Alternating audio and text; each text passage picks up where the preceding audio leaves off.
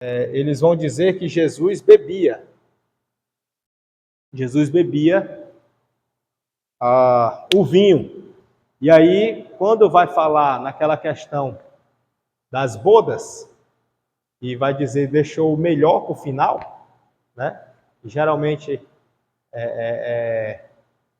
dá no início, mas agora ele deixou para o final, porque no início as pessoas estão lúcidas, aí dava-se o melhor, quando elas já estavam embriagadas, dava-se o pior.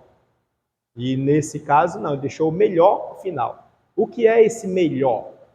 É melhor no teor de álcool ou é melhor porque tem pouco álcool? Entendeu? O que é melhor? Porque melhor é relativo, né? Depende de quem esteja analisando.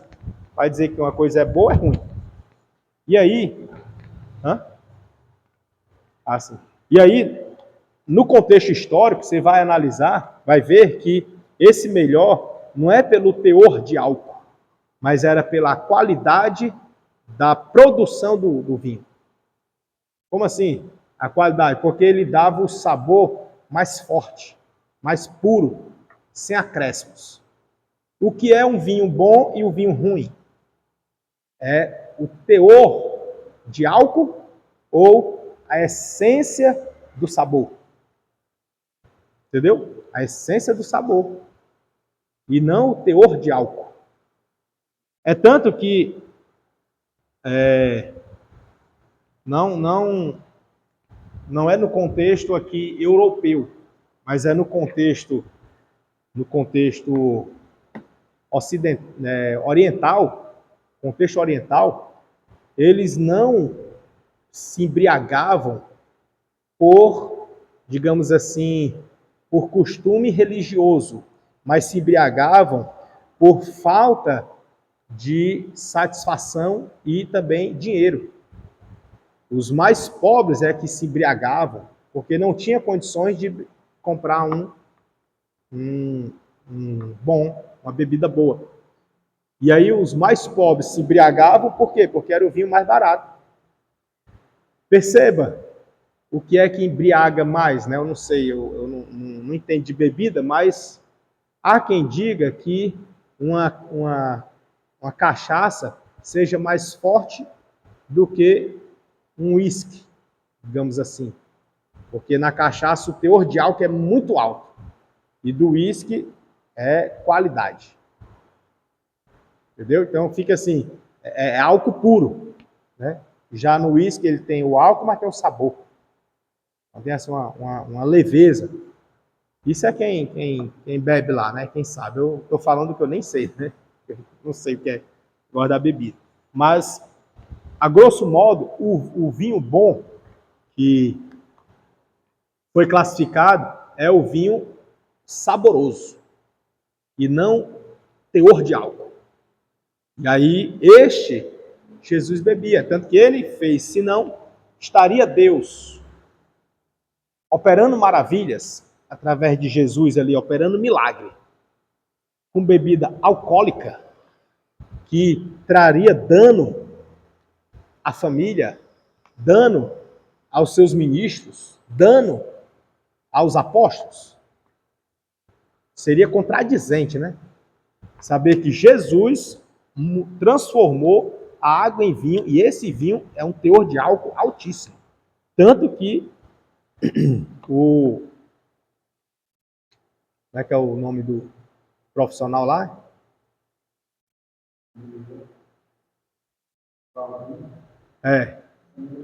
Sommelier, né? O sommelier já que chama agora, né? Sommelier, né? Aí ele considerou como sendo o melhor, né? Mas o que era esse melhor? Aí é o melhor no sabor e não no teor de álcool. E esse Jesus bebia, os apóstolos bebiam, Paulo bebia, aconselhou Timóteo a beber. Entendeu? Se fosse melhor no teor de álcool, Paulo estaria se contradizendo. E aí, na Idade Média, vamos botar para cá, aí aqui eu vou marcar beber, mas é beber o vinho saboroso, o melhor, aquele que Jesus multiplicou, tá entendendo? Dá para entender? O vinho que embriagava assim facilmente era o vinho fraco, fraco eu falo assim, barato. E a pessoa geralmente nós somos tendenciosos a dizer que uma coisa barata é fraca, uma coisa cara é boa, não é assim? Mas nem sempre, né? Tem coisa cara que não presta. E tem coisa barata que presta. Entendeu? E na época, o barato era o que embriagava. Era o do povão. O barato. O caro era o dos reis. E esse não embriagava fácil, até porque o rei, ele fazia festas longas. Eles só iam se embriagar lá pelo 7º dia de festa. É que ficava embriagado. Se fosse de embriagar facilmente, no primeiro dia já estava embriagado. Dá para entender? Mas o do povão era o que embriagava logo, porque tinha pouco dinheiro para comprar. Ele tinha que beber e embriagar logo. Já o outro não, o outro era mais duradouro, os caros, né? E aí esse Jesus bebia, os apóstolos também. Vou botar aqui beber. Mas sabe qual é, né? É o saboroso, não é o de alto teor de álcool. Aí vem aqui na Idade Média. Vou botar aqui a Idade Média, né? ID. Não, IM, né? Idade Média.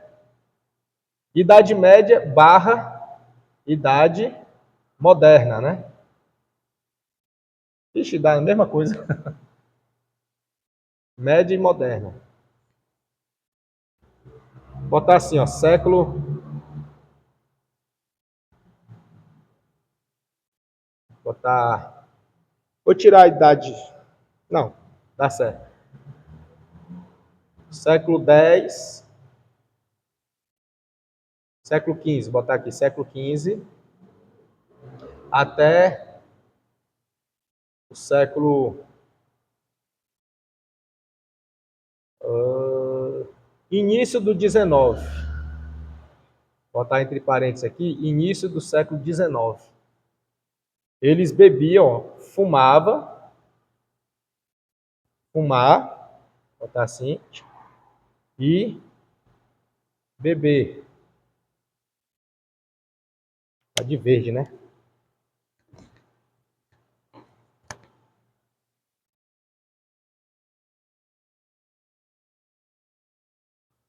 Fumar e beber no século do 15 até o 19. Aí, quando foi no final do 19 para o século 20, e esse aqui, ó, grandes homens, viu, de referência, tá? Segundo a história, né? Grandes homens de referência. Aqui esse fumar é charuto, tá? Não é o cigarro de hoje, não. Charuto. Aí, grandes homens de referência, eu não botei aqui, mas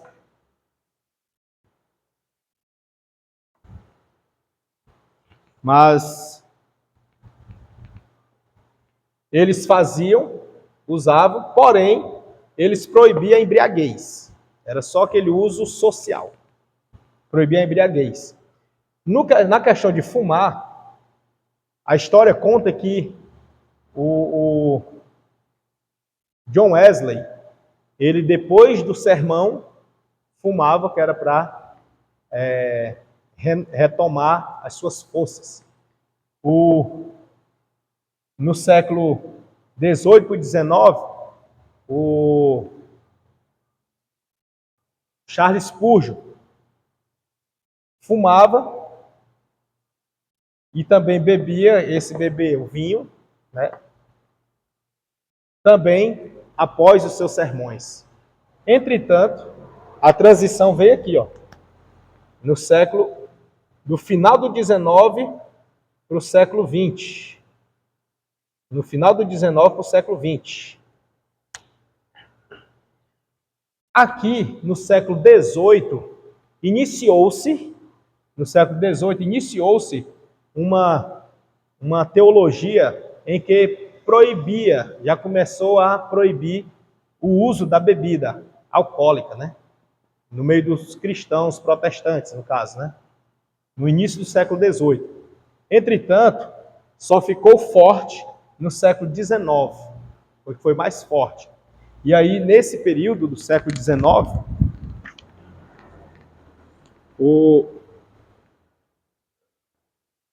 botei o nome dele aqui, Lyman Birch.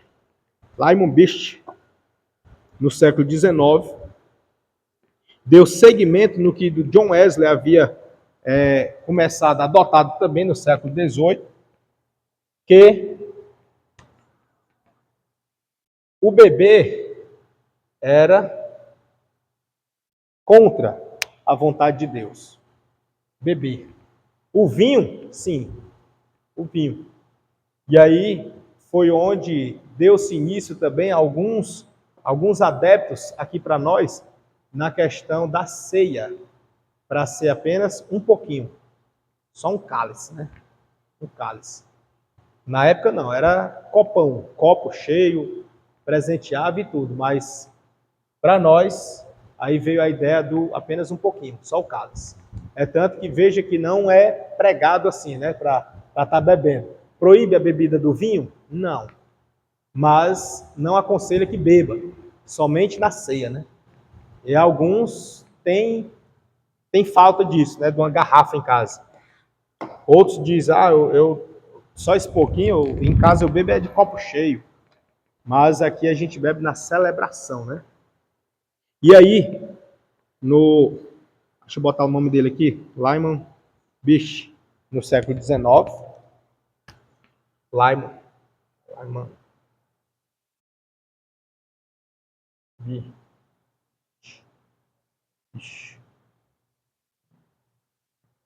Aqui é o século XIX. Ele veio defendendo a tese também, sustentando, dando continuidade de John Wesley, que o John Wesley começou bebendo e no final passou a defender que não. O Lyman Birch foi quem já aderiu para não. E aí no século XX, com Karl Barth, ele trouxe com mais força essa questão da proibição total. Proibição, ele trouxe dentro de um livro também dele, ele traz um livro a respeito um comentário a respeito da Epístola aos Romanos, e tudo deu início no chamado movimento a temperança, movimento da temperança.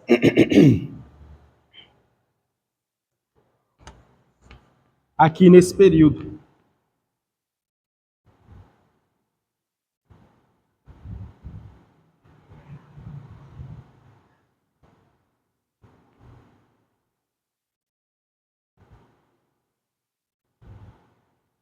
Movimento da temperança, que era para ser o quê?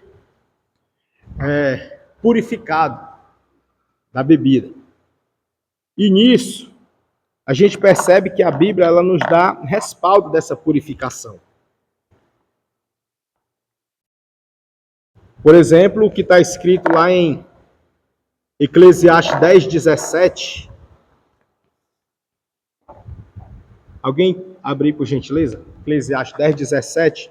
Aí outra pessoa abre também Isaías 5:11. E uma terceira pessoa abre Gálatas 5:21. E uma quarta pessoa abre 1 Pedro 4:3. Deixa eu botar aqui as referências. Eclesiastes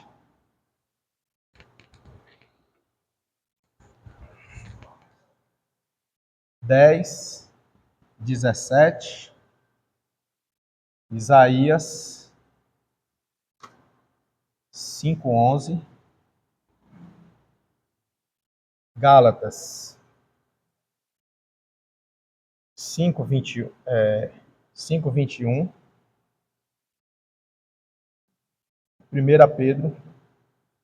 1 de Pedro, né? 1 de Pedro 4:3. Tá com 1 Pedro aí? Pronto. 1 Pedro, Gálatas, quem tá com o outro? Abriu qual? Abriu? Vai para Eclesiastes, pronto. E Isaías, né? Pronto. Aí fecha aqui os 4. Eclesiastes 10:17. Né? A tua tradução é qual? NVI. É.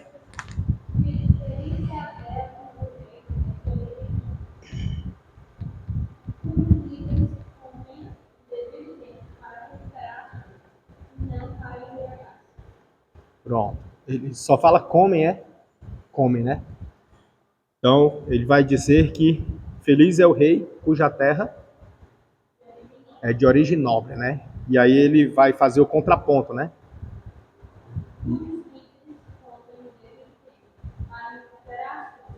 E não embriagar-se. Pronto. Ou seja, ele está fazendo uma advertência para que, ao comer, aqui na corrigida ele não fala só comer, né? Comem, eu acho que ele fala e bebem. Tá com alguma tradução aí diferente? Ó, 10, deixa eu ver aqui o que ele falou no 17 que eu tinha visto.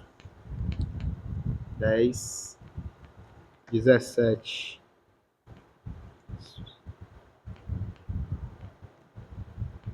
Aí ele fala só comer também. E cujos príncipes comem a tempo para refazerem as forças e não para bebedice.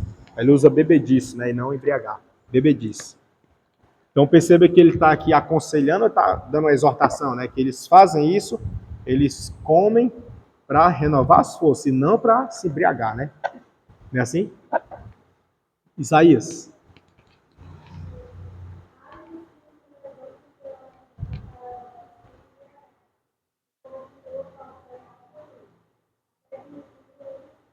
Ai dos que se levantam pela manhã para se embriagar, né? E continua até de noite. Esse aí, tá vendo? Ele tá dando uma advertência, né? Ai, né? Ai desses aí. Levanta de manhã e emenda até de noite. Esse aí nem trabalha, né? Esse. Então perceba que ele, de novo, ó, o texto está dando uma advertência, né? Ai desse aqui, ó. Esse ai na Bíblia é dizendo, ó, não faça, né? Aí Gálatas agora, né?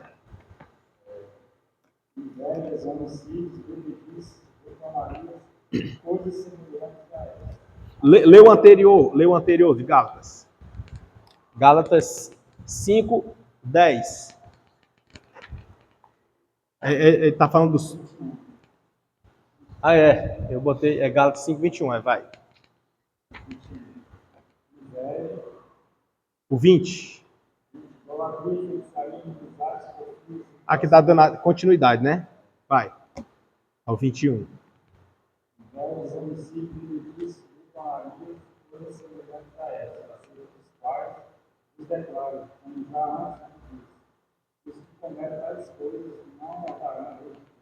Perfeito, né? Os que cometem essas coisas não herdam o reino de Deus, né? Os frutos da carne aí, né? As consequências aí para quem se entrega a essas coisas.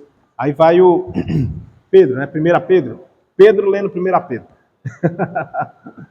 Naquele tempo que ele deve tratar, vocês não viram mais de acordo com as paixões humanas, mas segundo a vontade de Deus, né? Ou seja, tudo isso aí é a vontade humana, né? Não é assim? São desejos carnais. E isso, o pastor ele precisa estar pronto para orientar e mostrar na Bíblia. Nesse aspecto, que eu fiz aqui a linha do tempo, a gente pode perceber que, teoricamente, aqui não havia proibição, porque os apóstolos eles participavam, mas esse aqui a gente percebe que não era o alcoólatra, né? Aqui, no movimento da temperança, John Wesley, ele percebeu que, e não só ele, mas os da sua época perceberam que existiam dois tipos de vinho. Dois tipos de vinho. Como assim dois tipos? Existia o vinho que embriagava e existia o vinho que era somente suco, né? Somente suco, que não embriaga. E aí, o que podia beber é o suco, que não embriaga. No caso, aqui. E aí, considerando, nesse sentido, que na era apostólica eles bebiam só o suco, aquele que é apenas o sabor, que fala, né, o vinho, apenas do sabor, por isso que era o melhor. A gente considera que aqui ele estava, digamos, num alto nível espiritual, vou considerar assim, um alto nível espiritual. Aí aqui veio uma recaída, porque eles começaram a se embriagar aqui mesmo, a beber bebida alcoólica, uma recaída. Aí essa recaída veio até meados do século XVII, aí começou a ter o movimento da temperança, e aí veio subindo de novo. Subindo o quê? O nível espiritual no sentido de pureza, tá? De pureza, de se purificar. E hoje nós estamos aqui, né? Nós estamos aqui no século 21. Como a gente consideraria, de acordo com essa linha aqui, a gente consideraria o quê? Que nós estamos ainda subindo, estagnado ou descendo? Eu, em virtude do tempo, eu vou logo adiantar, né? Nós estamos subindo. Por que subindo? Porque se aqui não fumava, mas tomava o vinho, por mais que não embriagasse, mas era o vinho pela a essência do seu sabor, do sabor não alcoólico, né? E aqui fumava e bebia, enquanto que aqui vieram proibições expressas, litúrgicas, de fumar não e beber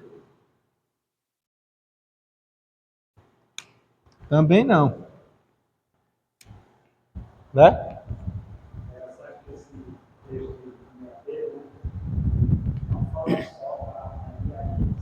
Ah. Bebedice, né? Porque basta no passado vocês conseguirem a vontade de mandar atrás investindo desejos carnais, bebedeiros, Isso. horríveis, embriagueiros, Qual é essa tradução? NA. É boa assim, né? Que ela deixa mais esclarecido. A embriaguez.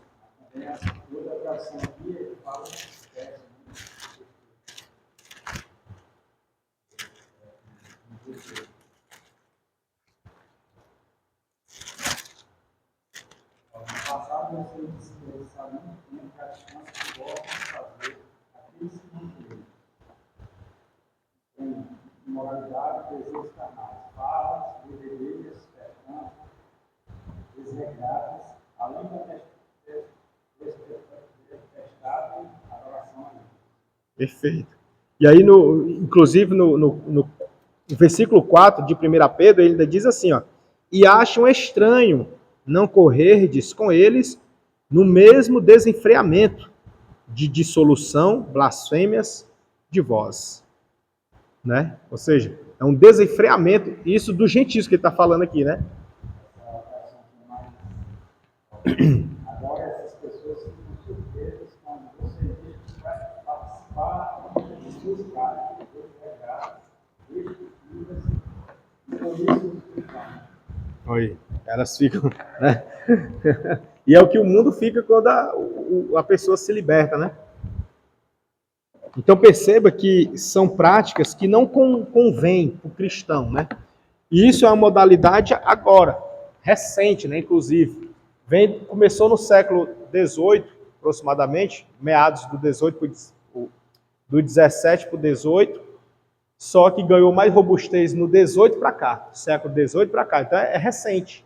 Século 18 é 1700 e alguma coisa, o século 19, 1800 e alguma coisa, aí ganhou uma robustez, aí veio o século 20, que é 1900, e agora o século 21, que já está mais aflorado. Entretanto, aqui ainda no século 21, esse X aqui vai depender do ministério, porque ainda se tem, por exemplo, algumas igrejas que permitem, né, a você beber socialmente, inclusive cerveja, né? Inclusive cerveja. Ah, claro que não é assim igreja, né, para nós, nem para eles. Mas, por exemplo, os testemunhos de Jeová, para eles, beber cerveja socialmente está tudo bem, né? O católico nem se fala, né? O católico é considerado como cristão. Hã? Vai direto, né? Católico também bebe, e bebe não é só cerveja não, né? Mas tá dentro do rol do cristianismo, né? Tá dentro dos cristãos. Nós somos tidos como os evangélicos, né? Nós somos evangélicos, mas nós somos cristãos. E há um tempo atrás éramos tidos como protestantes. E mesmo estando mudando os nomes, né? A gente tá sempre em mudança. Era protestante, passou para ser cristão, que é para sempre ter sido cristão, e agora é evangélico. E agora já estão criando uma nova modalidade, né? Mas aí, mesmo essas etapas, essas facetas, entretanto, para nós é expressamente proibido, liturgicamente. É proibido. Todavia, tem alguns, por exemplo, os batistas, né? Os batistas são flexíveis quanto a isso. Presbiterianos são flexíveis quanto a isso, né? Então, sim, já inclinados a proibir mais, mas eles são mais flexíveis quanto a isso. Isso desrespeitando alguns pontos dos reformadores, né? Da época da Reforma. Porque eles, alguns bebiam, outros fumavam o charuto, mas no século XIX já não faziam mais, porque já estava aderindo à ideia wesleyana, a ideia wesleyana, de que no começo fazia, mas no final não fazia mais. Entendeu? Que pelo movimento da temperança. Já no rol de Assembleia de Deus, igrejas pentecostais, no rol das pentecostais, é expressamente proibido, com exceção dos que se intitulam, né, calvinistas, que estão dentro das pentecostais. E aí, calvinista dentro da pentecostal, essa classe calvinista, eles são flexíveis também. Diz que não há uma proibição expressa, e sim pela questão da embriaguez, né? Como usa alguns termos bíblicos, tá? No quesito da embriaguez, e não da bebida em si. E aí isso causa um certo desconforto para quem é dos proibicistas, digamos assim, né? Que é vedado. Vedado expressamente, liturgicamente. E aí o pastor, ele precisa ter esse viés. Se o pastor for do viés flexível, de dizer, não, só um pouquinho pode, aí fica mais difícil de ele tratar o alcoólatra. Né? Fica mais difícil, porque ele vai tolerar. E aí, quando é que a pessoa vai ser liberta? Ela vai só passar um tempo. Depois ela volta de novo à recaída. Mau testemunho, é.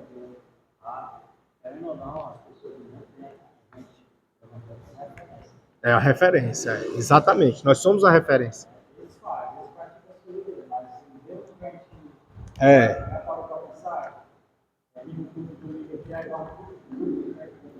Ao invés da pizza, vai pro bar. Né? Não convém, né? Não convém. Então, assim, para todo efeito, o pastor ele deve ser o modelo, né? O modelo padrão. E ele precisa ter propriedade. E o rebanho precisa seguir. Se o pastor for adepto do flexível, de beber um pouquinho, só não pode se embriagar, ainda assim o cristão tem que olhar para o texto sagrado, para a Bíblia, e ver que não convém. Tem o ai, lá em Isaías, tem-se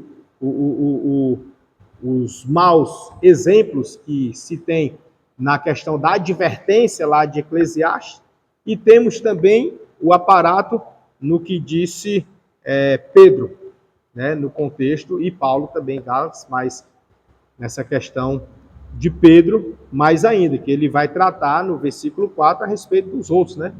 Do testemunho que a pessoa vai dar, né? Os outros vão falar, né? Assim, no versículo 4, ele vai mencionar esses aspectos. Então,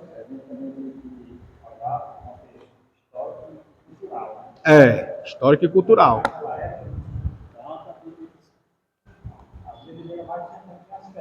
Era.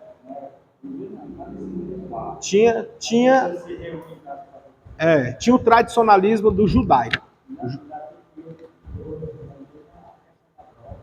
Tem as drogas que entram, exatamente.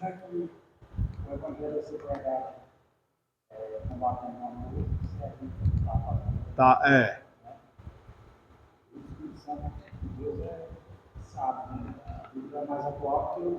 Jornal de Amanhã, né? Verdade, viu? Então é isso, o cristão ele precisa ser o modelo, né?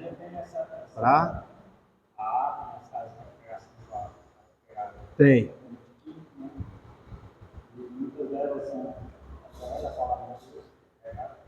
E me mostre um bom exemplo ou algo que foi construído em virtude de uma pessoa entregue à bebedice, né? Não constrói nada. E para a bebedice, a porta de entrada é a primeira dose, né? Então nem comece, né? Nem comece. A Bíblia nos manda se afastar da aparência do mal, né? Afasta-se da aparência do mal. Eu gosto muito de trazer para a minha vida o que Deus falou de Jó para Satanás. Ele diz: tens visto meu servo Jó, homem íntegro, fiel, temente a Deus, né? O que intriga ali é só isso aí, que ele fala, temente a Deus, e se desvia do mal. Esse se desvia do mal, e aí a gente sabe que a bebedeira, ou a bebedice, ou a bebida alcoólica, ela é um mal. Um mal tido até pela medicina como doença, né? Então, do mal a gente já se afasta. Nem começa. Amém, meus irmãos? Que Deus em Cristo possa vos abençoar, em nome do Senhor Jesus.